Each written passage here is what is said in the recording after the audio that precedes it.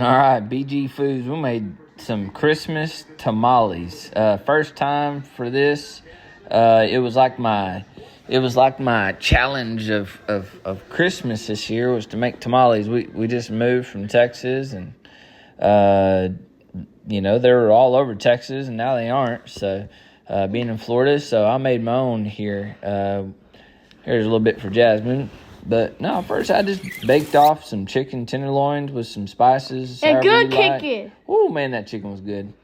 Jasmine waiting. She knows there might be something here. So black. But we just baked that chicken first, shredded it, set it off to the side. And now we're gonna make the brine. I spent a lot of time on this. This ended up being the most important part, I feel like, of the whole thing, make them taste so good. But basically just water. Put some salt in there. Then I put cumin, a whole onion, a whole garlic, and then chili pepper, another dried pepper I can't remember the name of, and a little bit of oregano, and some other stuff maybe, but that was the majority of it.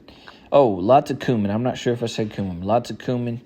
Basically bring that up to a boil, and we're gonna cook those onions at the same time. We're going to make ourselves a brine here. About 15 minutes of boiling that, I pulled those chili peppers out. Not everybody in the house huge fan of spice around here, so I didn't want to kill them with spice. Just enough to get some of that flavor. Here I'm adding a little bay leaf. We're going to take that back out after about 10 minutes. But add a little flavor in there. A little essence. Same time we are cooking those onions, and this does take just a minute, and the majority of this video is kind of on this, I feel like.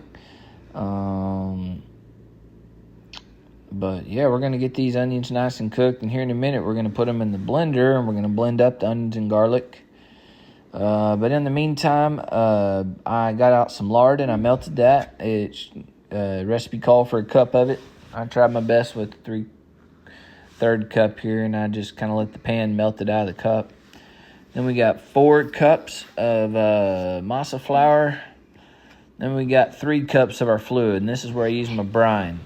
So I got 3 cups from brine out of here. Oh, yep, my son for Christmas today got a BB gun. He's stoked about it. But we went in the backyard and shot it around. It was fun. We're going to do a lot more. But back to this, after we added the 3 cups of that brine, then with all the spices and yummy flavors in it, I added back the lard little by little and folded that in. Called for a cup of lard, and this is where I take those onions and garlic out, and a little bit of that brine, and we're gonna mix this up. And we're gonna add this back to the chicken. I had a little blowout there at the end. Whatever. My hand stopped most of it. Here we go. Throwing that back on the chicken that I baked this morning. Here I am just cleaning off some of those. I boiled them and let them steep for 30 minutes. And I cleaned them off one more time in the sink there. These corn husks. Don't know where those have been, so I cleaned them super well, of course. Just like anybody. Here we go with our tamale making station. I wish I got a better angle on this. I learned a lot doing this. By the end of them, they did come out a little thicker than I wanted them to, but this is my first time making these. I watched a couple videos on, best techniques and how, you want to put the masa on the smooth side of the corn husk. That's not always easy to tell on these corn husks. Sometimes both sides feel rough, so you just kind of flip the coin and hopefully pick the right side. About halfway through them, I also learned, you don't need that whole big corn husk. You just use basically about half of that, one of those small ones. And you spread that masa out. I end up just using my hands for everything. What do you put on the chicken? Yep, put the masa down on the corn husk. Then I put chicken inside of the masa, and I rolled it up, and I put it in the pan right there.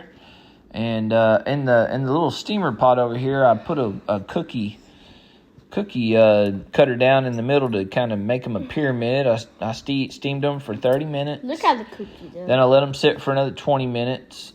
Then I took them out, I took them off the steep, though. I took the whole pot and I set it on the counter. It looks so good. This is the way it ended All up, the man. kick inside Oh, in there. dude, it was so good. We ate so many of these, and I didn't hear a lick from anybody in the house. Like I said, they came out a little thick. I'll probably try and get that. That's what big fellas do.